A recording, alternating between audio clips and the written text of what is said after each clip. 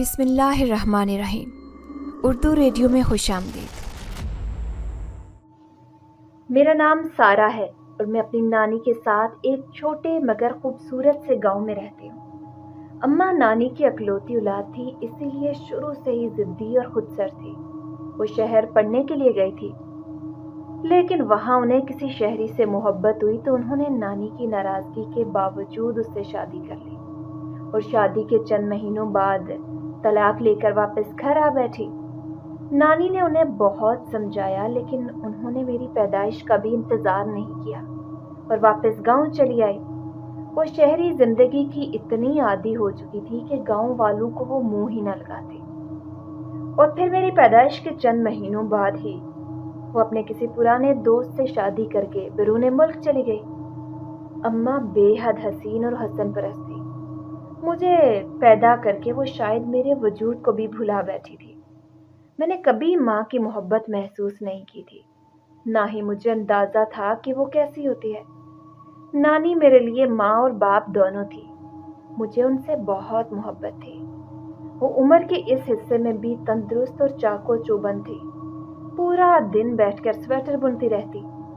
ان کے ہاتھ کے ڈیزائن بہت عمدہ ہوتے، اسی لیے سب کو پسند آتے تھے۔ شروع میں تو وہ خود شہر بیچنے جاتی تھی، لیکن پھر عمر کے ساتھ ساتھ انہوں نے خود جانا چھوڑ دیا۔ شہر کے جن دکانداروں سے عرصے تک نانی کا لین دین چل رہا تھا، وہی آ کر لے جاتے اور ان سے ہونے والی آمدنی کثیر نہیں تھی، لیکن ہم دونوں اس میں گزارا کر لیتی تھی۔ میرا کوئی دوست نہیں تھا جس سے میں کھیلتی یا پھر ہنسی مذاق کرتی۔ نانی مجھے بھرپور ٹائم دینے کی کوشش کرتی، لیکن ان کی مصروفیت اڑے آ جاتی۔ صبح اٹھ کر ان کے ساتھ کام کاج میں ہاتھ بٹا کر میں پڑھنے چلی جاتی۔ عصر کے وقت میں اپنے چھوٹے سے گاؤں کی سیر کو نکل جاتی اور نانی کی تنبیہ کے مطابق مغرب ہوتے ہی گھر واپس لوٹ آتی۔ ہمارا گاؤں قدرتی خوبصورتی سے مالا مال تھا۔ ہر طرف سبزے کی چادر بچھی ہوئی تھی۔ جگہ جگہ موجود باغات نے اس کے حسن کو نکھار رکھا تھا۔ اس شام بھی حسب معمول میں ٹوکری اٹھائے سیر میں مگن تھی۔ ٹوکری میں پھولوں کو جمع کر کے اس کے زیورات بنانا میرا پسندیدہ مشغلہ تھا۔ ان زیورات کو میں بطور گفٹ گاؤں والوں میں تقسیم کر دیا کرتی اور کبھی کبھار شہر بھجوا دیتی۔ میں پھول چننے میں مگن تھی جب مجھے کسی کے ہلکے ہلکے کراہنے کی آواز آئی۔ میں نے چونک کر آس پاس دیکھا، وہ پودوں کے پیچھے سے آواز آ رہی تھی۔ میں جلدی سے اس جگہ کی طرف گئی تو حیران رہ گئی۔ وہاں میری ہی عمر کی ایک خوبصورت لڑکی اپنا پیر پکڑے درد سے کراہ رہی تھی۔ اس نے مجھے بتایا کہ وہ بھاگتے بھاگتے اپنا توازن برقرار نہ رکھ پائی اور بھاری پتھر پر جا گری تھی۔ اس کا گھٹنا پورا چھل چکا تھا اور زخم سے خون جاری تھا۔ میں نے جلدی سے ٹوکری میں بچھا کپڑا اٹھایا اور اس کا زخم صاف کر کے اس پر لپیٹ دیا۔ تکلیف کے آثار اس کے چہرے سے نمایاں تھے۔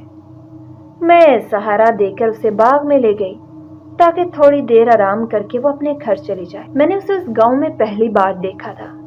اس کا نام مرجان تھا۔ اس نے مجھے بتایا کہ وہ اس گاؤں کی مہمان ہے اور گاؤں کی سیر کرنے کے لیے نکلی تھی۔ مرجان کے ساتھ باتیں کرتے وقت گزرنے کا احساس ہی نہیں ہوا۔ ہوش تو مجھے تب آیا جب ہلکا ہلکا اندھیرا پھیلنے لگا۔ میں اسے الوداع کہہ کر چلی آئی۔ اس نے مجھ سے اگلے دن اسی باغ میں ملنے کا وعدہ لیا تھا۔ مجھے اس سے مل کر بہت اچھا لگا۔ اگلے دن میں پھر اس سے ملنے پہنچ گئی۔ وہ وعدے کے مطابق وہیں موجود تھی۔ اس کے بعد ہماری دوستی ہو گئی۔ اب ہم روز ملتے۔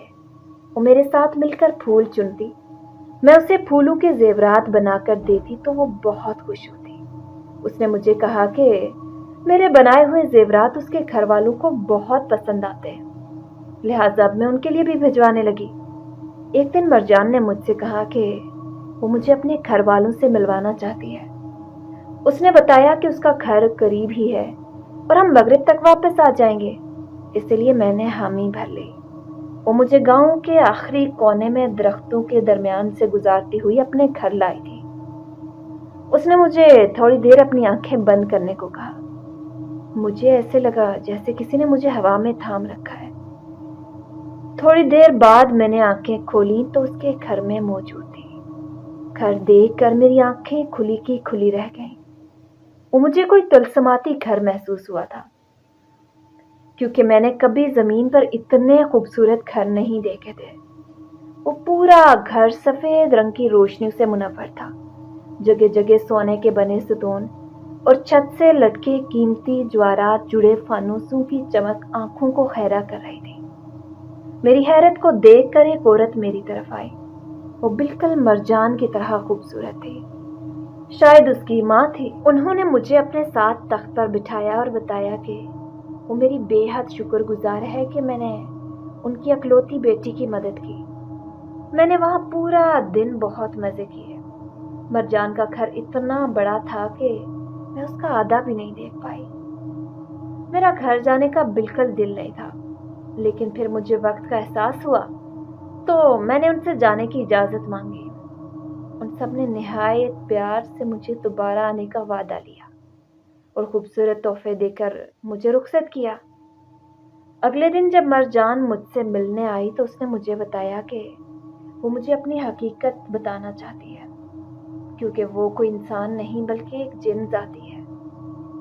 एक दिन वो खेलते हुए इंसानी दुनिया में आ गई थी, जहां उसकी मुलाकात मुझसे हुई। अब वो चाहती है कि हम हमेशा उसी तरह दोस्त रहें। वो मुझे कभी तकलीफ नहीं पहुंचाएगी। मुझे एक बेहतरीन साथी मिल गई थी। मुझे और क्या चाहिए था?